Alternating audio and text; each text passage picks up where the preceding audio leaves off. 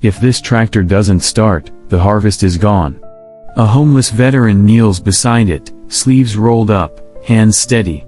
The young farmer watches with fading hope. Until the next morning, when black SUVs roll in, led by the state governor himself. What could he possibly want? Before we dive into this unforgettable story, drop a comment and let us know where you're tuning in from. If stories of hope, resilience, and redemption speak to you, hit that subscribe button. Another powerful story is coming tomorrow, and you won't want to miss it. Let's get started. The crisp morning wind swept through the rolling plains of Wyoming, rustling golden leaves and whispering of a coming storm. Caleb Rivers, a grizzled, 46-year-old veteran, adjusted the strap of his faded canvas bag and pulled his worn flannel tighter against the chill. After years of military service, including 2 tours in Iraq, Caleb had returned to a country that no longer recognized him, nor did he recognize it. Sleep often eluded him, chased away by the echo of mortar blasts and the faces of those he couldn't save. His boots crunched the gravel as he walked along a quiet farm road, each step measured, his destination unknown. Inside his bag, wrapped carefully in an old t-shirt, was his most prized possession, a military-issued toolkit, its metal worn but still gleaming. Once, he'd been a top tactical mechanic, trusted to repair convoys under fire. Now, he fixed what he could for food or shelter and moved on. As he rounded a bend, Amelia Brooks, a 29-year-old farmer, stood beside a broken-down tractor in the middle of her family's soybean field. She was alone, struggling to restart the engine. Caleb paused. Maybe, just maybe, this was a place he could finally matter again. Caleb approached slowly, careful not to startle her. "Need a hand?" he asked, his voice low and gravelly from disuse. Amelia turned, startled. Her eyes were puffy from stress and her overalls were streaked with grease and dirt. She hesitated. The man before her looked like he'd slept rough for days, messy beard, worn-out boots, a deep tiredness in his eyes. But there was something steady in his presence. Yeah. It just died on me," she said, motioning toward the tractor. "Storm's coming, and if I don't finish the harvest today, the bank'll take the farm." Caleb nodded, instantly understanding the urgency. "Mind if I take a look?" Amelia glanced around the empty field, then back at him. "Sure. I guess I don't have much choice." Caleb knelt by the tractor, setting down his canvas bag with care. He opened it to reveal a meticulously arranged set of tools, each piece shining as if cleaned just this morning. His fingers worked with quiet expertise, touching each part of the engine like an old friend. Just as he was tracing a fuel line, a loud engine roared nearby. A dusty red truck pulled up, and a burly man in his 50s stepped out, wiping his hands on a rag. Leo Haskins, the town's longtime mechanic, slammed the truck door and squinted. "Amelia, you called for help and hired a drifter instead," he barked. "He just showed up and offered to help," she replied. "I figured. Why not?" Leo eyed Caleb with disgust. "Yeah? And what's he gonna do? Fix it with duct tape and a prayer?" "I used to be a tactical mechanic," Caleb said calmly. 10 years in the army. I know engines." Leo scoffed. "Engines in war zones aren't tractors in Wyoming. This thing needs real expertise." He shoved Caleb gently aside and popped the hood with performative flair. "You probably flooded the injectors or toasted the starter. I'll have to tow it back, could be a few days, parts are hard to come by." Amelia paled. "A few days? Leo, the storm hits tomorrow." Leo shrugged. "Reality of farm life, sweetheart." Caleb stepped back, not wanting to escalate the tension. He knew this look, the one that said you're worthless. He'd seen it too many times. But as he turned to leave, something caught his trained ear, a familiar sputter pattern in the engine, one he hadn't heard since a broken-down Humvee in Mosul. "If it's not fixed today," he murmured to himself, "this place is finished." From behind, he heard Amelia's voice, soft but laced with panic. "Please, Leo. There has to be another way." Caleb paused mid-step. Her voice held a note he recognized. Desperation. The same kind he'd once felt calling home from a desert bunker. He turned slowly. "I can fix it," he said, louder now. Leo laughed. "You serious?" "I'll walk away if I can't," Caleb said. "But if I can, all I ask for is a hot meal." Amelia looked between the two men. Then, finally, she nodded. "You've got 1 hour." As the late afternoon sun dipped behind thickening clouds, Caleb set to work. The field emptied out, and even Leo wandered back to his truck to take a call, leaving Caleb alone with the busted tractor and the ticking clock. He worked in silence, his mind hyper-focused. Every hiss, click, and rattle of the engine spoke a language he'd learned through years of combat repair. The fuel injection was dirty, he cleared that. The timing belt was misaligned, he reset it. But the real culprit was a hairline crack in the vacuum hose, causing slow pressure loss. He patched it with a custom seal, reinforced it with precision, and tested the engine again. Night fell fast. Amelia brought him a flashlight and a third cup of black coffee. She didn't say much, just watched. Watched the way his hands moved with purpose. Watched how, despite the cold and the biting wind, he never stopped. "Why are you doing this?" she finally asked, standing beside him in the dark. Caleb didn't look up. "Because people like me aren't supposed to be invisible. And because I know what it feels like to be hanging on by a thread." At exactly 6:57 a.m., just as the first fingers of light crept across the eastern horizon, the tractor's engine roared to life. The deep, smooth hum echoed through the valley. Caleb exhaled, letting the sound wash over him. He sat down on the tractor step, grease on his hands, mud on his jeans, but pride glowing in his chest. Amelia ran from the farmhouse in a flannel robe, her breath visible in the cold air. "You did it," she shouted. "I don't believe it." "You've got a few solid days left in this thing," Caleb said, his voice hoarse. "Just don't push her too hard." Before either could say more, the sound of approaching engines rumbled in the distance, louder than a pickup, steadier than a farm truck. A convoy of black SUVs kicked up dust as they barreled down the gravel road, moving in formation. "What the?" Amelia turned to Caleb. The vehicle stopped just past the barn. Armed security men stepped out first, scanning the perimeter. Then, from the lead SUV, a tall man in a tailored navy suit emerged. Amelia's jaw dropped. "Is that the governor?" It was.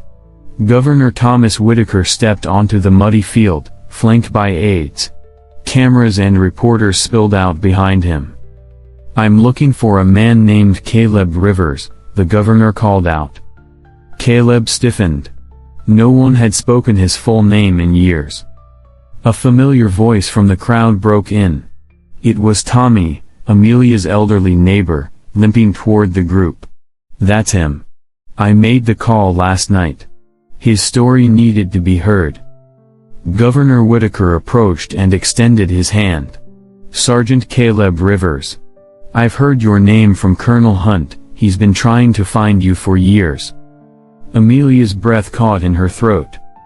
Caleb stared at the hand. The world spun for a moment. Then stilled. Maybe, just maybe, it was finally time to stop running. Caleb hesitated, the governor's outstretched hand suspended in the autumn air. His heart pounded, not from fear, but disbelief. The past few years had trained him to expect rejection, not recognition. Governor Whitaker's eyes were sincere. "Your former CO, Colonel Hunt, has been running a vet support program. He's been searching for you since 2017. Said you walked away before your Silver Star could be awarded." "I didn't want the attention," Caleb murmured. "Just did my job." Behind him, Amelia stood silent. Her earlier uncertainty had given way to awe. Just yesterday, she'd almost let him walk off her land without a second thought, based solely on how he looked. And now, the truth spilled out under the soft morning light. This drifter had once rescued 14 soldiers under heavy fire in Kandahar by repairing a transport vehicle in the middle of an ambush. That same steady courage had shown itself in his field, beneath dirt, grease, and quiet dignity. Leo Haskins stepped forward, eyes downcast. "Governor. I didn't know who he was. Treated him like dirt." He looked at Caleb, shame in every syllable. "I'm sorry, man. Really." Caleb gave a small nod. "No hard feelings. But you never know what someone's carried until you bother to look." The moment hung heavy, shifting something in the hearts of everyone around them. Governor Whitaker continued, "We want to offer you a place in our state veterans program. Housing, employment, medical support. You deserve more than wandering from job to job." Caleb didn't answer immediately. He looked over at Amelia. She stood on the porch steps, arms wrapped around herself, not from the cold, but from guilt, and something deeper. "I judged you," she said quietly when their eyes met. "And I was wrong." Caleb shook his head. "You were scared. So was I, but you still gave me a chance. That's more than most." In that instant, Amelia felt something shift inside her, not just about Caleb, but about how she saw everyone she'd once brushed off or pitied. Later that morning, she gathered her workers. "This man saved my farm," she told them. "And not because he owed me. Because he could. Because he cared." The crowd of workers, farmhands, and townsfolk stood quietly, many of them recalling how they'd dismissed him too easily. Tommy spoke up next, voice cracked from age but filled with conviction. "Don't take people at face value. You don't know what kind of hero walks among you until life breaks down and they're the only one who can fix it." A gentle wind swept through the field, carrying not just the smell of earth and harvest, but something else. A sense of awakening. Caleb turned toward the governor. "I'll think about the offer. But for now, I think I've got work to do right here." And with that, he picked up his toolbox, not as a wanderer, but as someone finally seen. By midday, word of Caleb's story had spread through the nearby town of Millstone like wildfire. Local reporters who had followed the governor's motorcade scrambled to interview the man who had fixed a tractor and, in doing so, unveiled a forgotten war hero. Amelia tried to keep the focus on the harvest. The storm clouds still gathered in the west, but the farm buzzed with energy. For the first time in months, the workers had hope in their eyes. After a long morning of fieldwork, Amelia called Caleb into the farmhouse kitchen, where the smell of fresh cornbread and scrambled eggs filled the air. The long wooden table, passed down through generations, was set for more than just breakfast. It was set for a conversation that would shape both of their futures. Seated beside her was her older brother, Ethan Brooks, who had returned from college to help after their father's passing. He studied Caleb carefully, not with suspicion, but curiosity. "We've been looking for someone," Amelia began, her voice steady but sincere. "Our equipment manager retired last spring, and we haven't found anyone with the experience, or the reliability, to take over." Ethan chimed in. "You already did more in one night than any of the contractors we've hired in 6 months." Caleb sipped the coffee she'd poured him, unsure where this was going. "The position includes housing," Amelia continued. "A cottage out by the pond. It's nothing fancy, small, needs a bit of TLC, but it's yours if you want it. You'd have a real bed. A stove. A key with your name on it." Caleb set down his mug slowly. "You trust me? After knowing me for, what, a day?" Amelia smiled. "Sometimes a day is enough. Sometimes you don't need months to know someone's the right fit." He looked down at his calloused hands. For so long, they'd been used to gripping wrenches, steering broken vehicles through chaos, holding on to sanity in a world that had cast him aside. And now, someone was offering him more than just a job. They were offering belonging. Before he could answer, Leo Haskins appeared in the doorway, holding his cap in both hands. "Look, I came to say something too," he began. "I've got pull with the local co-op. We need a field tech to check equipment across farms in the valley. If you're staying, we'd be lucky to have you." Caleb glanced from Leo to Amelia, then to Ethan. These weren't just handouts. These were people seeing him for what he could give, not just what he'd lost. He stood slowly and walked to the window, looking out over the fields, his eyes resting on the tractor he had resurrected. Workers were moving with purpose now. The harvest was happening. The storm might still come, but this time, they'd be ready. He turned back, his voice quiet but resolute. "I'd like that cottage. And the work. If the offer still stands." "It does," Amelia replied, her eyes warm. For the first time in years, Caleb felt like he'd finally come home. Life on the Brooks farm settled into a quiet rhythm in the weeks that followed. With the tractor repaired, the harvest came in just in time, sparing the family from financial disaster. The local community, once skeptical, now waved when Caleb passed by on the dirt roads, some even stopping to shake his hand or offer baked goods. At first, Caleb found it all overwhelming. He wasn't used to smiles from strangers or sleeping with a roof over his head. The cottage by the pond was modest, just 2 rooms and a porch that overlooked still water, but to him, it was a palace. He spent the first few nights cleaning, organizing his tools, fixing what was broken. It gave him purpose. It gave him peace. And every morning, without fail, he rose before sunrise and walked the rows of machinery in the barn. He inspected every bolt, every hose, every wire, not out of obligation, but out of pride. The job wasn't glamorous, but it was honest. And it reminded him of what he used to be before the world turned upside down. But the real transformation happened slowly, between moments. It happened the day Ethan asked for his opinion on a new irrigation setup and actually listened. It happened when Amelia invited him to Sunday dinner and set a place for him like he'd always belonged. It happened when a young farmhand named Lily came to him crying after breaking a tiller blade, and instead of yelling, he taught her how to fix it. Caleb realized something he hadn't dared to believe in a long time: he still had value. Not just as a veteran, or a mechanic, but as a man. As a mentor. As part of something greater than himself. One evening, as the sun dipped low and cast a golden glow across the fields, Caleb sat on the porch of his cottage with a glass of sweet tea in hand. Amelia joined him, pulling up a second chair. They didn't speak for a long while, just watched the wind play across the soybean plants. "You seem lighter," she finally said, watching him. He nodded. "I think I am. You ever think you'd end up here?" Caleb chuckled.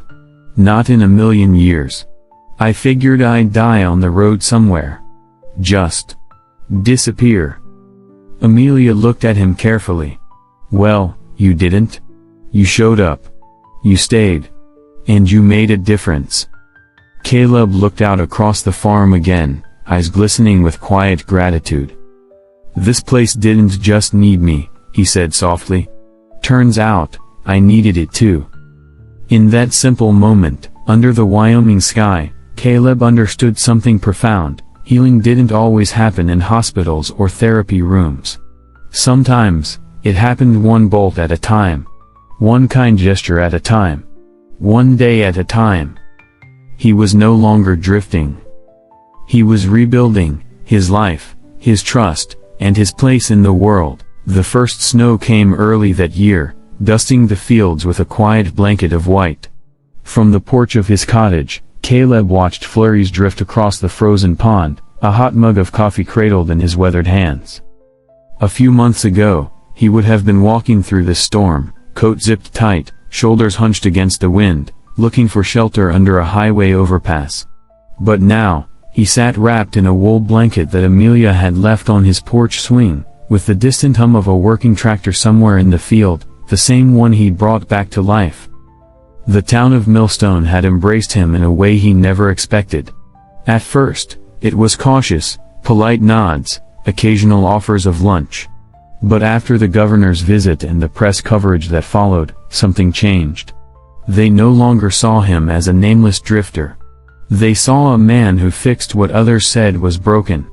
Not just the tractor, but the hope of a family, and perhaps, the heart of an entire town. The Brooks farm flourished. Amelia expanded operations with new equipment, thanks to community donations and a state grant the governor personally helped secure. But more than the machines or the harvest, it was the people who changed. Young workers looked up to Caleb. Local veterans started showing up at the farm, curious, hopeful, needing someone who understood. One of them was Jacob, a 20-something Marine with a 1,000-yard stare and trembling hands. Caleb taught him to change oil, check spark plugs, and breathe. They never spoke much about the war, but they didn't need to. The silence between them said everything. That winter, the farm hosted its first veterans repair workshop, offering free basic mechanical training and job placement for local vets. Caleb stood in front of the group, grease on his knuckles, unsure of how to begin. "I used to think my life ended when I left the military," he told them. "Turns out, it was just beginning. You all have something to give. Let this place remind you of that." Amelia, watching from the barn, blinked back tears. Months later, as spring returned and green crept across the hills again, Caleb received a letter in the mail. It was from Colonel Hunt. Inside was his silver star, finally awarded, finally accepted. Caleb held it in his hand for a long time before placing it on the mantel inside his cottage, next to a photo of the Brooks family, and a small note from Lily that read, "Thank you for believing in me." He no longer needed a parade or a podium. What he found here was greater, a second chance, a place to belong, and a purpose that didn't end with war. As the sun dipped behind the horizon and the tractor's engine cut off for the night, Caleb smiled. Not because everything was perfect, but because, for the first time in a very long time, it felt like everything was going to be okay. Caleb's journey reminds us of something we often forget in our fast-paced, image-driven world: people are more than what they appear to be. Beneath a worn coat and tired eyes may lie a lifetime of experience, courage, and quiet strength. All it takes is one moment of kindness, one chance, to change someone's path entirely. It's easy to dismiss, to assume, to turn away from those who don't fit into the neat boxes we expect. But when we take a second look, when we pause long enough to truly see someone for who they are, we unlock the potential for healing, redemption, and unexpected miracles. Sometimes the greatest heroes don't wear uniforms anymore. They carry toolboxes. They work in silence. And they still show up, long after the world has stopped clapping. Kindness isn't weakness. It's power, the power to change someone's destiny. There are veterans in our communities who, like Caleb, carry invisible wounds and untold stories. You may pass them at the gas station, in the grocery store, or on a country road, and never know their history. What if you reached out? Hire them. Listen to them. Give them a role that matters. Many still have skills the world desperately needs, but they're waiting for someone to believe in them again. If you run a business, consider veteran training programs. If you're part of a local community group, host a job fair or volunteer with a veteran support organization. Even a simple thank you can go further than you think. Sometimes, offering someone a second chance doesn't just change their life. It changes yours, too. If this story moved you, hit the like button and subscribe for more real-life stories that restore your faith in humanity. Comment below, do you believe in second chances? We'd love to hear your thoughts.